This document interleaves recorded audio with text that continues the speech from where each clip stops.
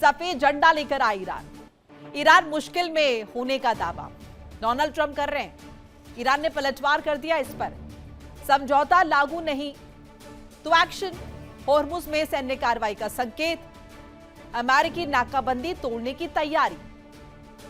होर्मुज क्या नया war zone बन गया है? जी हां, समुद्री मार्ग पर बढ़ा है तनाव। अमेरिकी नाकाबंदी का दावा है, ईरान के हमले की चेतावनी है। दोनों तरफ से कोई भी मानने को तैयार नहीं। ईरान की रणनीति बदल गई है, डिफेंसिव मोड छोड़ने का संकेत दे दिया है। सैन्य कार्रवाई की तैयारी की जा रही है ईरान की तरफ से। अमेरिका पर दबाव लगातार ईरान बढ़ा रहा है। अब इन सब के बीच IRGC से सीक्रेट बातचीत, ट्रंप का बड़ा दावा, ईरानी अधिकारियों से सीधी बातचीत का दावा कर रहे हैं वो। गुप्त संपर्क को लेकर भी नया सस्पेंस है। अब समझौते की जो डेडलाइन है, ईरान की डेडलाइन, कुछ हफ्तों में शर्तें लागू करो वरना होर्मुज में सैन्य एक्शन होगा, ईरान ने साफ कर दिया है। यानी कि 60 दिनों की डेडलाइन तो खत्म हो चुकी है। अब ये एक नई डेडलाइन, इस दफा ये डेडलाइन ईरान द्वारा दी गई है, जिसमें कहा है कि कुछ हफ्तों में शर्तों को लागू करो, नहीं तो होर्मुज में सैन्य एक्शन होगा।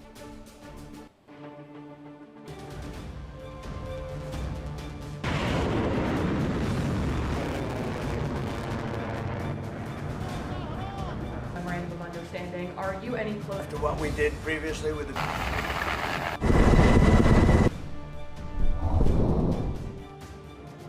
डोनाल्ड ट्रंप ने ईरान को साफ संदेश दिया, वक्त बातचीत का नहीं, सफेद झंडा दिखाने का है।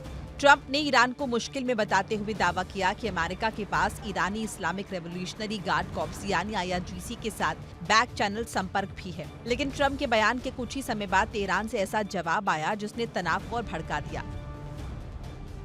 ईरान ने कहा, अगर तय समय सीमा में समझौते की शर्तें लागू नहीं हुई तो वो स्ट्रेट ऑफ होर्मुज और आसपास के इलाकों में सैन्य कार्रवाई कर सकता है। होर्मुज पर ईरान का अल्टीमेटम, अमेरिका की नाकाबंदी, ईरान का सैन्य पलटवार, समय सीमा खत्म हुई तो हमला, होर्मुज बनेगा जंग का नया मोर्चा। ईरानी अधिकारी के मुताबिक तेहरान अब अपनी रणनीति रक्षात्मक से आक्रामक करने की तैयारी में है। ईरान का आरोप है कि अमेरिका युद्ध विराम को लेकर गंभीर नहीं और स्थायी शांति की कोई ठोस प्रतिबद्धता नहीं। यही वजह है कि तेहरान अब सिर्फ मध्यस्थों के जरिए बातचीत पर भरोसा करने के बजाय सैन्य विकल्प खुला रखने की बात कर रहा है। यानी संदेश साफ है, डिप्लोमेसी फेल हुई तो मिसाइल्स बोलेंगी। अब सबसे बड़ा सवाल, आखिर होर्मुज को लेकर इतनी बड़ी चिंता क्यों? क्योंकि स्ट्रेट ऑफ होर्मुज दुनिया के सबसे अहम समुद्री व्यापार मार्गों में से है। या किसी भी बड़े सैन्य टकराव का असर सिर्फ अमेरिका और ईरान तक सीमित नहीं रहेगा। अगर होर्मुज में तनाव बढ़ा तो तेल सप्लाई प्रभावित हो सकती है, शिपिंग पर दबाव बढ़ सकता है और दुनिया भर के बाजारों में उथल पुथल मच सकती है। यानी होर्मुज में एक चिंगारी पूरी दुनिया के ऊर्जा बाजार में आग लगा सकती है। अमेरिका और ईरान को दोबारा बातचीत की मेज पर लाने की कोशिश चल रही थी, लेकिन पिछले कुछ हफ्तों में कूटनीतिक प्रयास ठंडे पड़ते दिखाई दिए। ईरान पहले ही संकेत दे चुका है कि अमेरिका के समझौते में लौटने तक स्ट्रेट ऑफ होर्मुज को खोलने पर सहमति नहीं बनी। अब तेहरान की नई चेतावनी ने सवाल खड़ा कर दिया है, क्या अमेरिका और ईरान फिर से बातचीत की मेज पर लौटेंगे या फिर होर्मुज की लहरों पर फिर शुरू होगी अमेरिका ईरान की असली जंग? एक तरफ ट्रंप का सफेद झंडे वाला अल्टीमेटम, दूसरी तरफ ईरान का होर्मुज में सैन्य पलटवार का ऐलान। अगर कूटनीति की डोर टूटी तो अगला मोर्चा सिर्फ तेहरान या वॉशिंगटन नहीं होगा, पूरी दुनिया की नजर होर्मुज पर होगी, क्योंकि यहाँ लड़ाई सिर्फ दो देशों की नहीं, तेल व्यापार और पूरी ग्लोबल इकोनॉमी की भी है। Bureau report, India daily.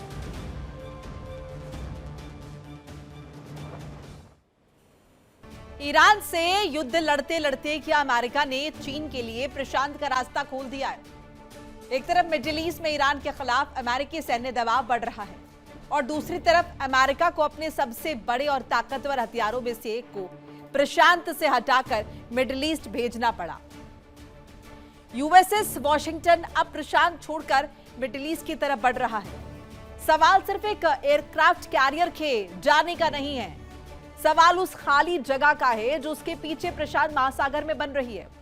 क्योंकि जिस वक्त अमेरिका का कैरियर फ्लीट ईरान के मोर्चे पर उलझा है, उसी वक्त चीन प्रशांत में अपनी सैन्य मौजूदगी बढ़ा रहा है। यानी अमेरिका मिडिल ईस्ट में फंसा है और ड्रैगन प्रशांत में अपनी पकड़ मजबूत करने में जुटा है। सबसे बड़ी चिंता यह है कि USS वॉशिंगटन के मिडिल ईस्ट पहुंचने के बाद कुछ समय के लिए प्रशांत में अमेरिका का कोई बड़ा एयरक्राफ्ट कैरियर नहीं रहेगा। और चीन के लिए इससे बड़ा रणनीतिक मौका क्या होगा? हालांकि अमेरिका अपने सहयोगियों को भरोसा दिला रहा है कि उसकी ताकत कम नहीं हुई है, लेकिन सवाल यह है कि क्या यह सिर्फ भरोसा है या फिर वास्तव में असल में अमेरिका एक साथ दो मोर्चों का दबाव झेलने की स्थिति में नहीं है। और सबसे बड़ा सवाल, क्या ईरान को घेरने के चक्कर में अमेरिका ने चीन को प्रशांत में बढ़त बनाने का मौका दे दिया है? और अगर ड्रैगन ने इस खाली जगह का फायदा उठाया तो क्या अगला संकट ताइवान के आसपास नजर आने वाला है? क्योंकि ईरान में उलझा है अमेरिका और ड्रैगन का दबदबा इस बीच बढ़ता हुआ आ रहा है नजर।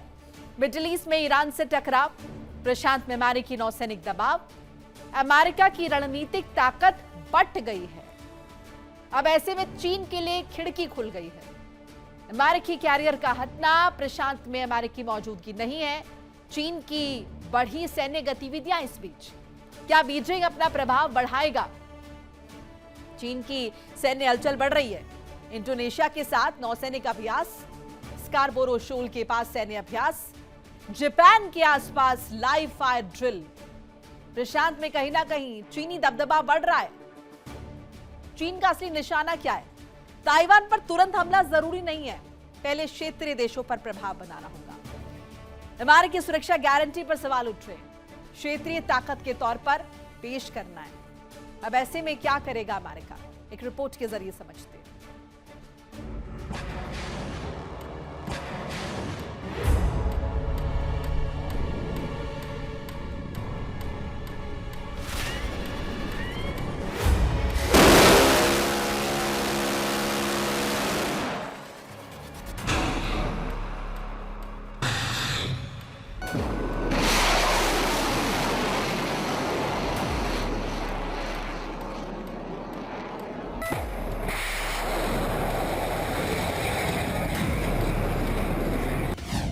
ईरान में अमेरिका उलझा, यूएस का कैरियर मिडिल ईस्ट रवाना, इंडो पैसिफिक में बढ़ेगा ड्रैगन का दबदबा।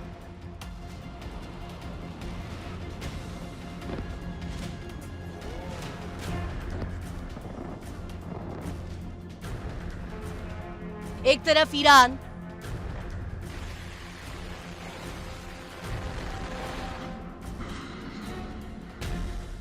दूसरी तरफ चीन।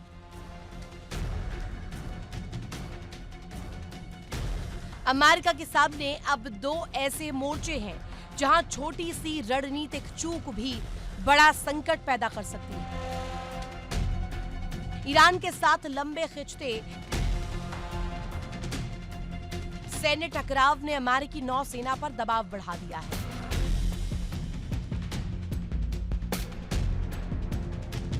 और इसी दबाव के बीच अमेरिका का USS George Washington aircraft carrier पश्चिमी प्रशांत से निकलकर मिडिल ईस्ट की तरफ बढ़ रहा है।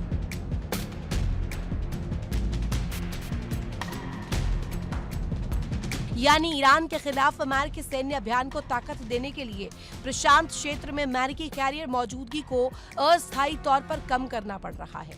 लेकिन कहानी सिर्फ एक एयरक्राफ्ट कैरियर की मूवमेंट की नहीं, क्योंकि जॉर्ज वॉशिंगटन को उस यूएसएस अब्राहम लिंकन की जगह भेजा जा रहा है, जो ईरान के खिलाफ अमेरिकी अभियानों के कारण लंबे समय से समुद्र में तैनात है।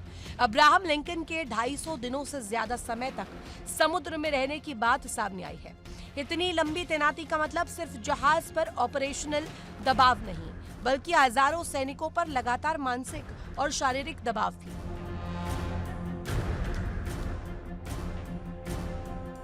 और यहीं से चीन की एंट्री होती है। अमेरिका की प्रशांत मौजूदगी में अस्थायी कमी चीन के लिए सीधे सैन्य हमले का न्योता नहीं है, लेकिन बीजिंग के लिए ये रणनीतिक संदेश देने का मौका जरूर हो सकता है।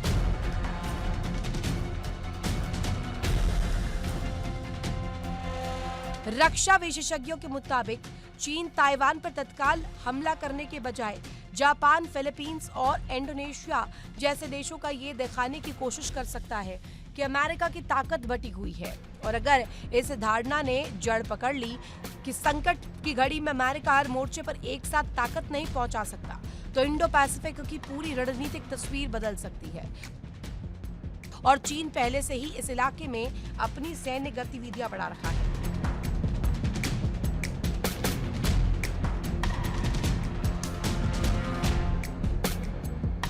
इंडोनेशिया के साथ नौसैनिक अभ्यास, फिलीपींस के दावे वाले स्कारबोरो शोआल के पास सैन्य गतिविधियां और जापान के आसपास लाइव फायर अभ्यास।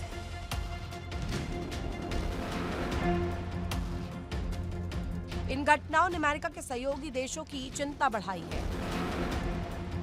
यानी जिस वक्त अमेरिका की कैरियर मिडिल ईस्ट की तरफ बढ़ रहे हैं, उसी वक्त चीन प्रशांत में अपनी मौजूदगी और दबाव का प्रदर्शन कर रहा है।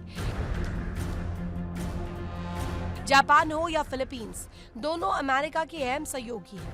अगर अमेरिकी नौसैनिक मौजूदगी कुछ समय के लिए कम होती है, तो चीन के पास सिर्फ सैन्य शक्ति दिखाने का नहीं बल्कि मनोवैज्ञानिक दबाव बनाने का भी मौका होगा।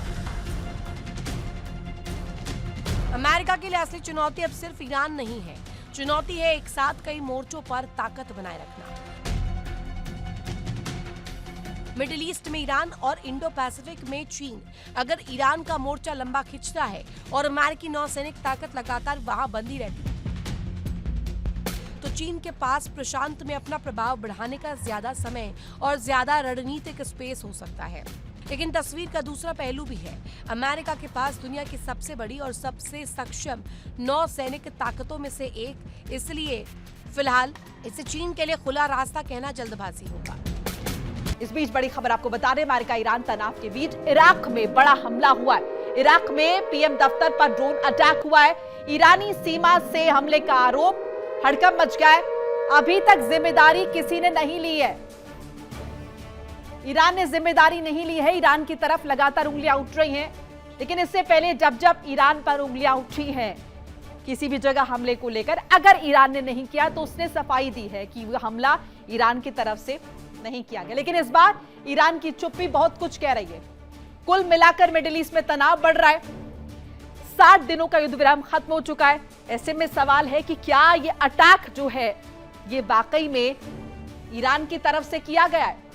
अमेरिका और ईरान के बीच तनाव अब सिर्फ धमकियों और बयानबाजी तक सीमित नहीं रहा है, बल्कि इसकी आग पूरे मिडिल ईस्ट में फैलती हुई दिखाई दे रही है। इराक के प्रधानमंत्री कार्यालय पर ड्रोन अटैक की खबर ने पूरे क्षेत्र में सनसनी मचा दी है।